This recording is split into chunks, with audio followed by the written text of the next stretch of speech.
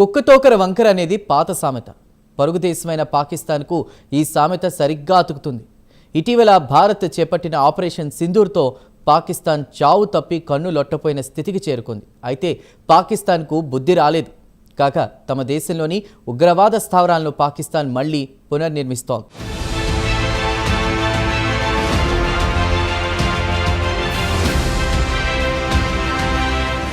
పాకిస్తాన్ది 100% వంకర బుద్ధి. ఈ విషయం అనేకసార్లు రుజువైంది. అయితే తాజాగా మరోసారి నిరూపితమైంది.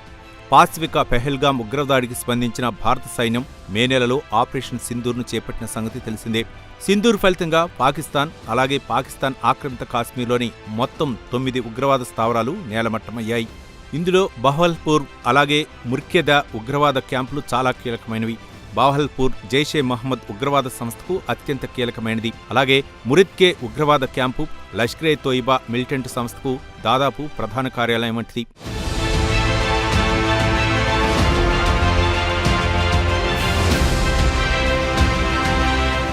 ఇంత జరిగినా దాయాది దేశానికి బుద్ధి రాలేదు.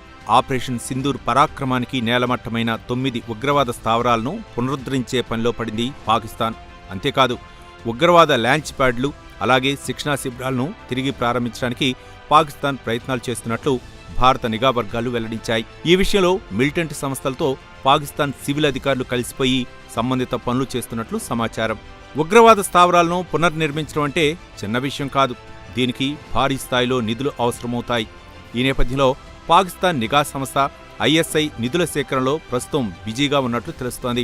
చైనా, టర్కీ లాంటి కొన్ని మిత్ర దేశాల నుంచి నిధులు సేకరించే ప్రయత్నాలు చేస్తోంది పాకిస్తాన్. అంతేకాదు, ఇతర దేశాలు వైమానిక దాడులు చేస్తే తప్పించుకోవడానికి వీలుగా పక్కాగా ప్లాన్ చేస్తున్నట్లు తెలుస్తోంది. ఇందులో భాగంగా నియంత్రణ రేఖ సమీపాన గల దట్టమైన అడవుల్లో ఉగ్రవాద శిబిరాలను ఏర్పాటు చేయడానికి పాకిస్తాన్ ప్రయత్నాలు చేస్తున్నట్లు సమాచారం అందింది.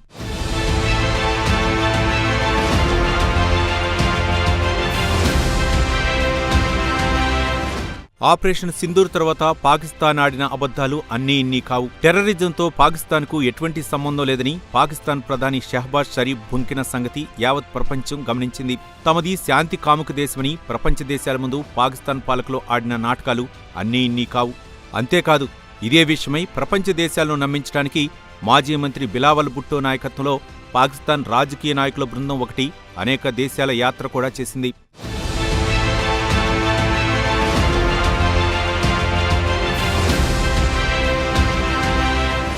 ఇదిలా ఉంటే భారత్పై పాకిస్తాన్ ఆర్మీ చీఫ్ ఆసిమ్ మునీర్ మరోసారి నోరు పారేసుకున్నారు. 2 సార్లు అకారణంగా పాకిస్తాన్పై భారత్ దాడికి పాల్పడిందన్నారు. అంతేకాదు, ఆసియాలో ప్రాంతీయ ఉద్రిక్తతలను భారత్ రెచ్చగొడుతోందని ఆసిమ్ మునీర్ ఆరోపించారు. కథ అక్కడితో ఆగలేదు. ఈసారి తమపై దాడి చేస్తే అందుకు దీటైన బదిలిస్తామని ఉత్తర కుమార ప్రగల్భాలు పలికారు ఆసిమ్ మునీర్. ఒకవైపు ఉగ్రవాదాన్ని అంతమొందించడానికి పాకిస్తాన్ ప్రయత్నిస్తుంటే, మరోవైపు ప్రాంతీయ